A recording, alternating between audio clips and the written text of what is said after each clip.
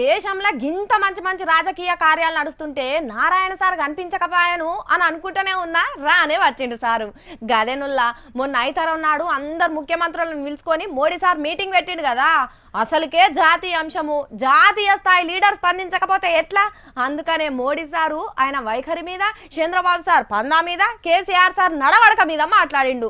మరేందో ఆ సంగతి అరుచుకుందాం రారి. వీళ్ళు వెళ్ళిన వాళ్ళు మా రాష్ట్రానికి నిక్కచ్చమైనటువంటి నిర్దిష్టమైనటువంటి రాష్ట్ర ప్రజల ప్రయోజనార్థం తీసుకోవాల్సిన చర్యలపైన కేంద్ర ప్రభుత్వాన్ని గట్టిగా అడిగే బదులు అగో ఇంటున్న రానయ్య తలుపు పెట్టి చెప్తే కొలుపు పెట్టి అడిగినట్టు చంద్రాల్ సారు, కేసీఆర్ సారు పనివాడ అర్రల చేరి మోడీ సార్ను కలిసి అది చెప్పినాం ఇది చెప్పినాం అని మొత్తుకుంటా అంటే అవి ఏం లేవనంటున్నాడు ఎర్ర జెండా పార్టీ జాతీయ నాయకుడు నారాయణ సారు.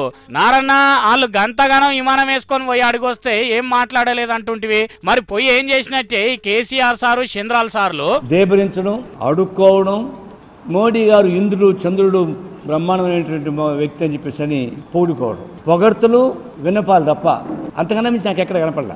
అరే ఇచ్చే కుర్చీలో మోడీ సార్ ఉన్నప్పుడు పొగుడుతా కూడా తప్పేనానే? మీరు పొగడదలుచుకుంటే నీతి అయోగ్యం దయాసన బయట పొగుడుకోవచ్చుగా. మరి బయట ఎందుకు పొగుడుతున్నారన్నా? అంటే బయట పొగుడుకోవాలంటే బయట పొగిడితే ఆయన తెలియదు, ఆయన దగ్గర పడకాలంటే ఆయన ఇంటర్వ్యూస్ అడిగాడు, పొగిడేది ఏముంది వీళ్ళు, అందువల్ల ఇంటర్వ్యూ చెప్పుకోవాలి సిగ్గుచేటు. అంటే ఇంతవరకు అటు చంద్రాల సార్కు ఇటు కేసీఆర్ సార్కు అపాయింట్మెంట్ ఇయ్యలేదా?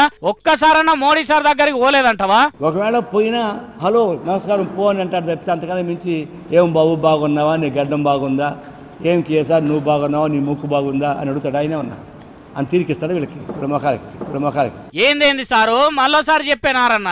ఒకవేళ పోయినా హలో నమస్కారం పో అని అంటారు తప్పితే అంతకన్నా మించి ఏం బాబు బాగున్నావా, నీ గడ్డం బాగుందా, ఏం కేసార్ నువ్వు బాగున్నావా, నీ ముక్కు బాగుందా అని అడుగుతాడు. ఆయనే ఉన్నా అని తీరికిస్తాడు వీళ్ళకి ప్రముఖాలకి. అబ్బర నాయనో మామూలుగా లేదు కదా నీ ముచ్చట.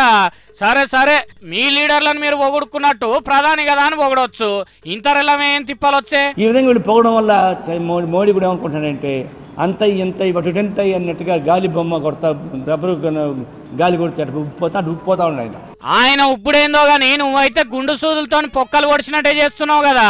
ఎవ్వరు ఎంత పొగిడినా గాలి తీసేటోళ్ళు ఇంకో దిక్కు ఉంటారు గాని నువ్వు పోయి మళ్ళీ ముఖ్యమైన అంశంతో మళ్ళీ వచ్చేదందుకు తయారుగా పోయినారన్న.